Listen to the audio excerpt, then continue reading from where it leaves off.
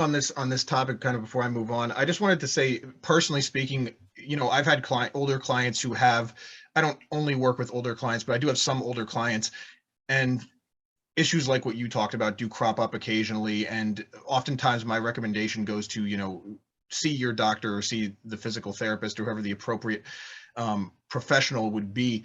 But unfortunately, what I've seen more than probably the majority of the time is they go to their chiropractor or their physio or their doc GP who refers them to someone else, and whoever they go to, many times almost like scares them from doing things. Like they'll say, like, you want to be very careful when you do X, or you want to avoid lifting heavy, or you want to I don't even know if some of the other ones, or like if you've had any heart conditions in the past, Right. you can't strength train. Are there any heart conditions that like preclude strength training, or are there any things that like well, I guess it's kind of like a two-part question. One is like, if you have, specifically for me, because my clients, a lot of them are online, I don't do in person as much.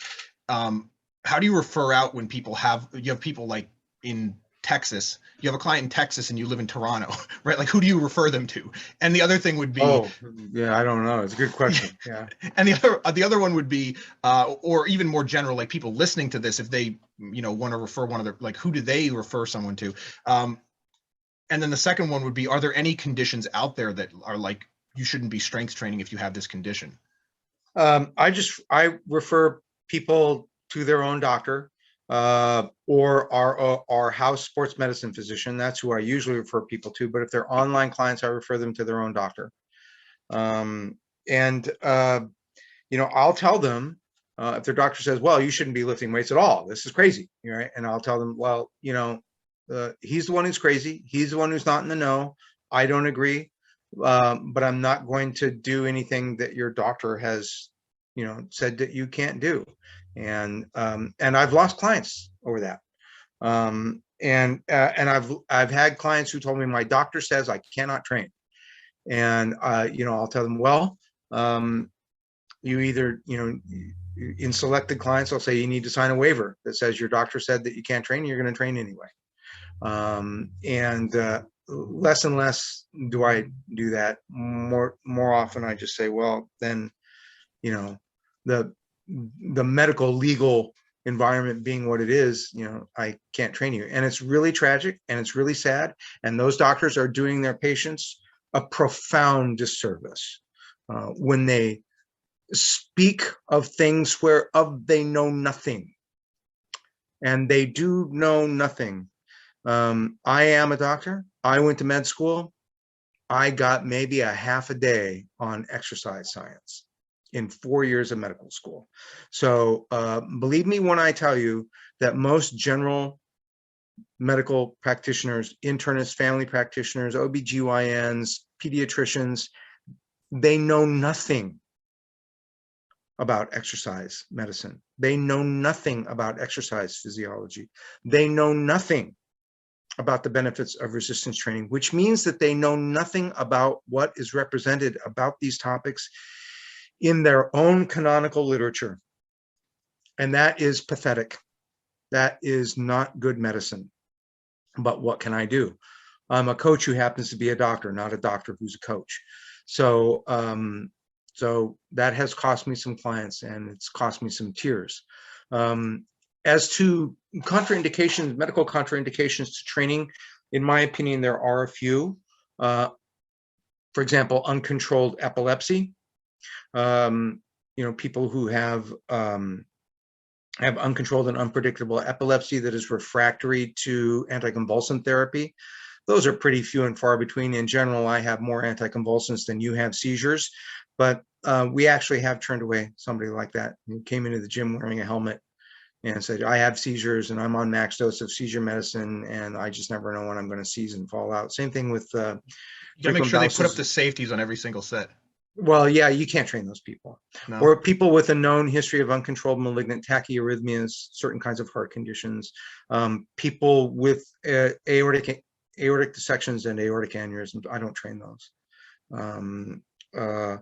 People with history of previous intracranial hemorrhage from uncorrected intracranial lesions. right? Particularly arterial venous malformations that haven't been clipped, things like that. I don't train those. I don't train people with osteonecrosis or osteomyelitis, active bone infections. I don't train people with bone-on-bone arthritis. So there are some contraindications. There's some more I can't think of at the moment.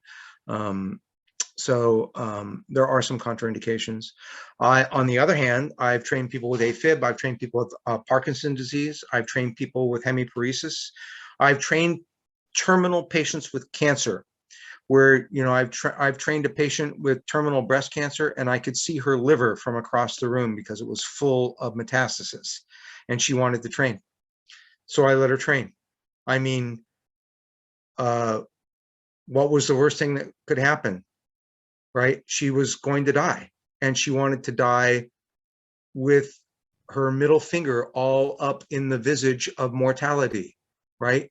God bless her, right? She wanted to go down fighting. So I let her train. I've trained people with, Huntington's disease. I've trained people with cardiac disease. I've trained people after a heart attack. I've trained people after a stroke. I've sent people to get an artificial hip and then told them to come back and train.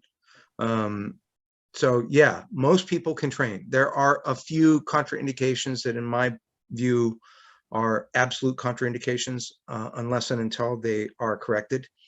But the 99.9% of people can train, right? And I train them. Unless their doctor tells them something stupid, in which case my hands are tied. Mm-hmm. Now, for those small subset of people who can't train, what do they do? Do they just not train? Are there other alternative types of exercise that they might be able to do? I'm sure that their doctor, in his infinite wisdom, has some idea of something involving yoga and cute little pink neoprene dumbbells, but that's not what we do. So sorry. What about pink barbells? I had a client buy one of those. If your doctor says you can only train with a pink barbell, absolutely, come on in. We'll train you. We'll paint a barbell pink just for you. But but this other silly shit that they tell people, we're not going to be involved in that. I'm a strength and conditioning coach because I believe that that is the best and most powerful and safest and most productive and simple and efficient and specific and comprehensive exercise medicine for healthy aging.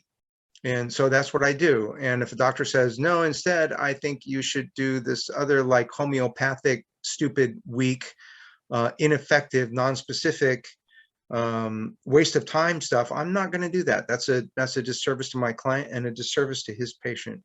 And unfortunately that happens, but less commonly. Again, Jonathan, we're seeing that less and less commonly. It's becoming less and less of a struggle. I'm very happy to report. And again, I'd like to think that we've been a small part of that. So file that under, you can't save everyone.